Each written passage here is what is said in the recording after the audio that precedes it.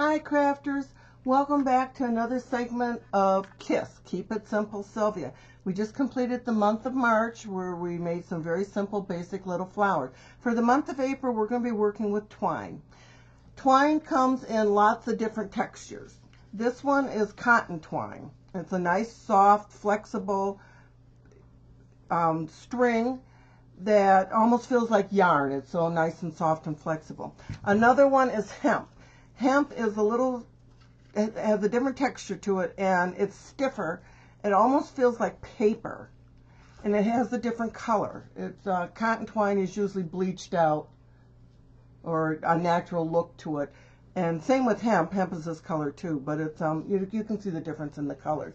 And then we have the good old jute twine, the twine that I remember as a kid when we would have our newspaper drives, and we would go and collect the newspapers and then have to tie them up in bundles, and we would use the twine for this. And I'm going to show you some real simple things that we can do all month long with twine. Today we're going to be working with the cotton twine, and I want to show you how you can make your own Bakers twine. We use this a lot in scrapbooking and card making and multimedia and stuff like that. This happens to be a package of Tim Holtz's Bakers Twine. And I want to show you that you don't have to go out and buy this, because these can be expensive when you buy these in your crafting stores. You can make this out of simple twine that I bought at Lowe's for about $2.50, and you get 420 feet in this roll. This costs about $10, and I don't even know how many feet you get, but it's not a whole lot. So I just want to show you that you can do things a lot cheaper. So what we're going to do is we're going to cut off like as much as you think you're going to need for your project. And then you need something to wrap it around. I like using this, but you could also use a ruler. If you haven't got anything like this, you could just use a piece of cardboard that you've cut to, I don't know, maybe an inch, 2 inches, 3 inches in depth or something. But you just need something that you can wrap. So that's what we're going to do. We're just going to wrap this around. And as you're wrapping, pull it tight. You want it to be taut. And then you need to make sure that the strings are sitting side by side on each other.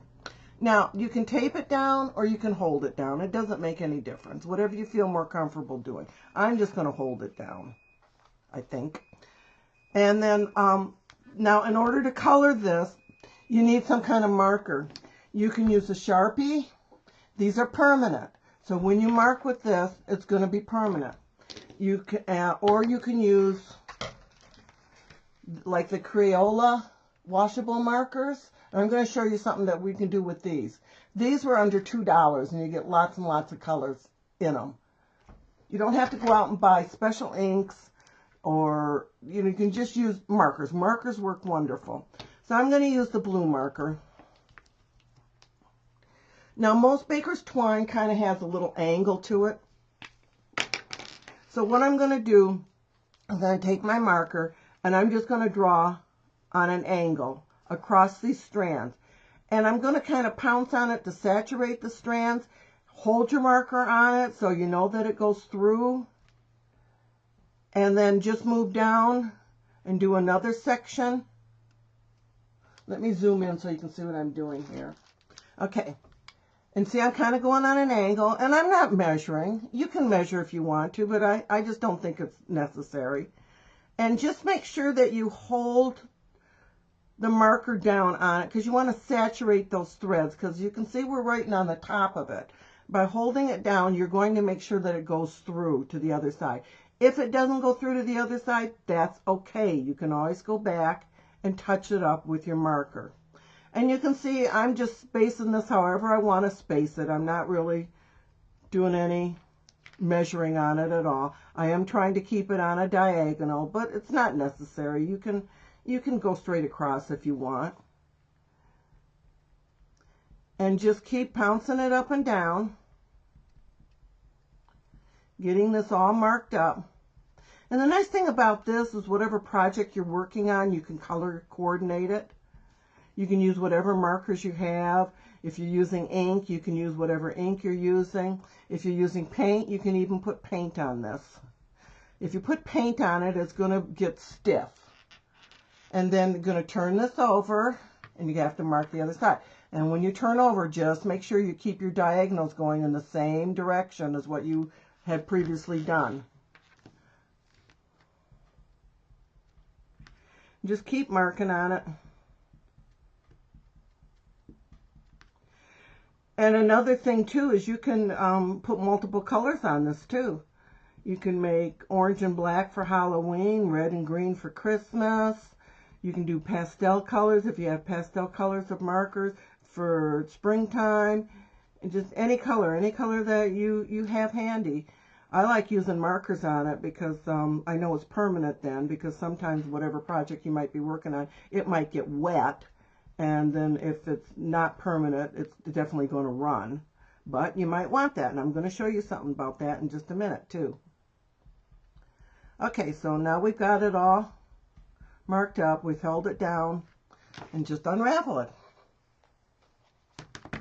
And now you've got your Bakers Twine. How cute is that? And it looks pretty close to this, doesn't it? And this was so cheap to do. Now, I've made some other twine, and I actually marked it up on regular, what I call twine, the fuzzy jute stuff. I did orange and black. Isn't that cute?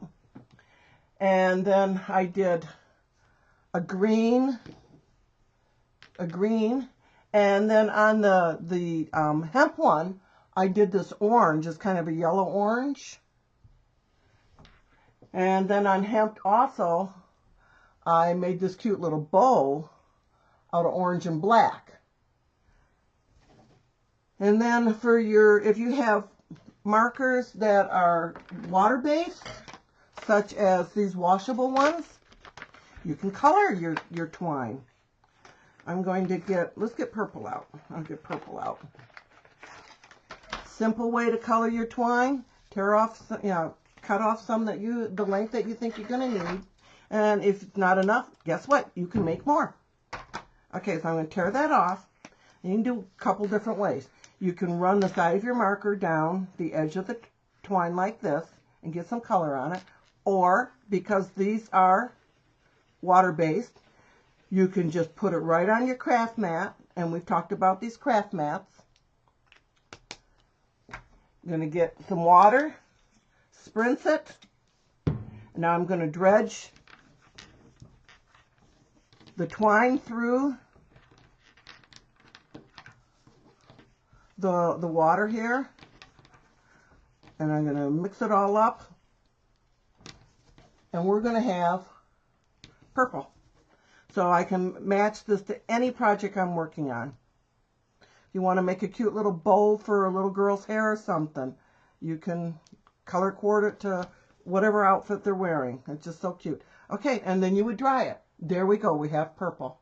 You can do this with any watercolor that you want. Isn't that cute?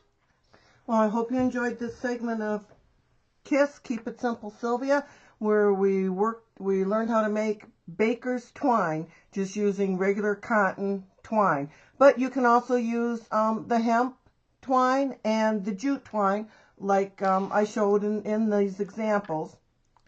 This one I thought was kind of cute because I did it in orange, but then I added this blue with pink and kind of got a purple, a bluish pinky kind of color. It's kind of cute. Here's the red one that I did. All sorts of colors. It's a lot of fun. I did this one with Tim Holtz Distress ink. I think this was peacock feathers. And I put the ink on the paper and smushed it through it. But like I said, you don't have to, go out and buy expensive inks. Markers work great, as you can see. Thank you so much, crafters, for joining me on another segment of Keep It Simple Sylvia. And I look forward to seeing you again next week. Thank you very much. Good night. Bye.